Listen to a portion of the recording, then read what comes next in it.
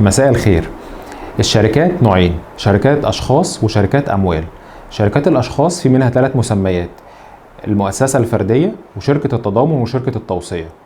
شركات الأموال في منها 3 مسميات: شركة الشخص الواحد والشركة المسؤولية المحدودة والشركة المساهمة. الأساس أو الفرق اللي بتقوم عليه الاختلافات بين شركات الأشخاص وشركات الأموال.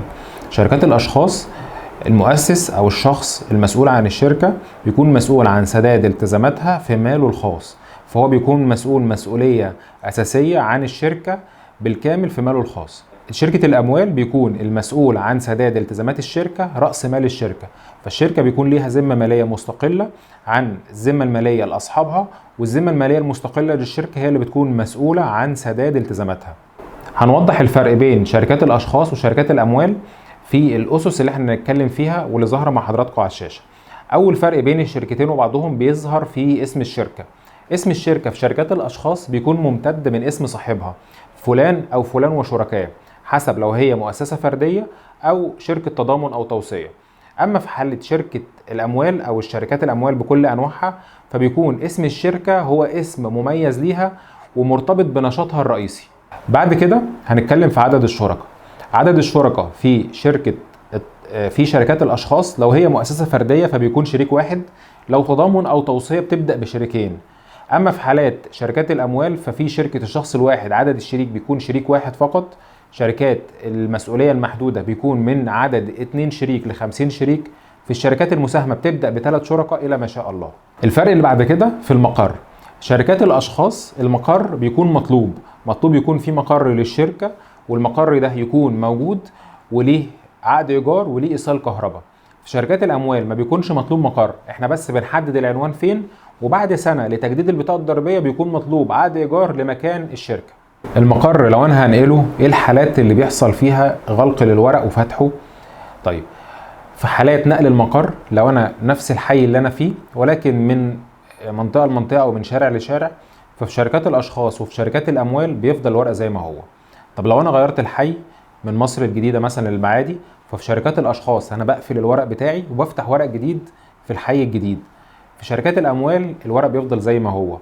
في حالات نقل الشركة من محافظة لمحافظة، شركة الأشخاص طبعا بنقفل الورق وبنفتح ورق جديد.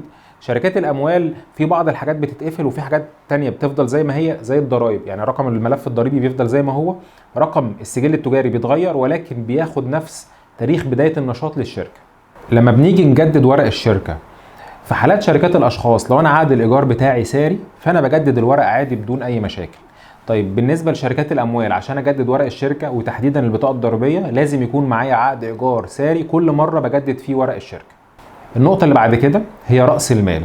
رأس المال في حالات بيكون ليها إيداع وحالات ملهاش إيداع. في حد أدنى لرأس المال في بعض الشركات، ده اللي هنتكلم عليه دلوقتي. بالنسبة لشركات الأشخاص جميعا مفيش إيداع لرأس المال.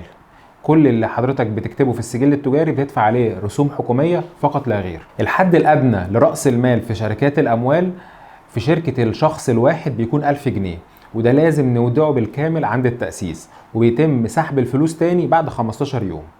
بالنسبة للشركة المسؤولية المحدودة ملهاش حد أدنى لرأس المال، يعني نقدر نبدأ الشركة ب200 جنيه ومفيش إيداع بنكي لرأس المال. رأس المال اللي بيتكتب في السجل التجاري بتدفع عليه الرسوم فقط. ولكن في حالات زيادة رأس المال في شركات المسؤولية المحدودة بيتم إيداع بنكي لزيادة رأس المال فترة الزيادة.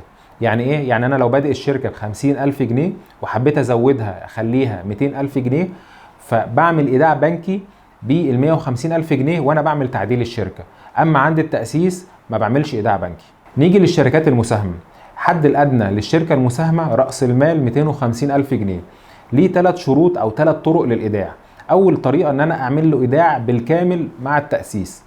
تاني طريقة إن أنا أعمل إيداع ب25% من قيمة رأس المال، اللي هو لو الحد الأدنى بتاعنا بيكون 62,500 بعمل 62,500 إيداع ويبقى معايا 5 سنين أعمل فيها استكمال لرأس المال. الحالة الثالثة إن أعمل إيداع ب10% من رأس المال. وفي جميع الحالات الإيداع بيتم الإفراج عن رأس المال بعد 15 يوم ل3 أسابيع من تاريخ الإيداع. نيجي بعد كده للسجل التجاري. السجل التجاري هو بطاقة الرقم القومي اللي بتمثل الشركة. السجل التجاري هو الكيان الاعتباري للشركة. اهم نقطة موجودة في السجل التجاري هو نقطة المدير وصلاحيات المدير، وبتتكتب ازاي وبيكون شكلها ايه. بالنسبة للمؤسسة الفردية فبيتكتب ان هو تاجر كامل الاهلية، ملوش صلاحيات لان الشركة بتاعته وهو مسؤول عنها بالكامل. بالنسبة لشركات التضامن وشركات التوصية، في شركات التضامن كل الشركاء مديرين وكل الشركاء مسؤولين عن الشركة، وده بينزل في السجل التجاري. اما شركة التوصية فشركة التوصية بيكون ليها على الاقل مدير واحد او شريك واحد متضامن. الشريك المتضامن هو المدير المسؤول، هو الوحيد اللي اسمه بينزل في السجل التجاري. ممكن يكون معاه شركاء متضامنين اخرين، ولو في شركاء متضامنين تاني الشركاء المتضامنين دول اسمهم بينزل في السجل التجاري.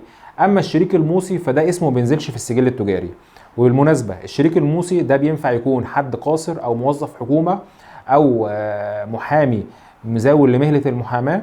الحالات دي مش بيكون مسموح لهم اصلا بتأسيس الشركة، ولكن الشركة التوصية بتسمح لهم بالدخول كشركاء موصيين، وبالتالي يقدروا يحفظوا حقوقهم في الشركة بتاعتهم.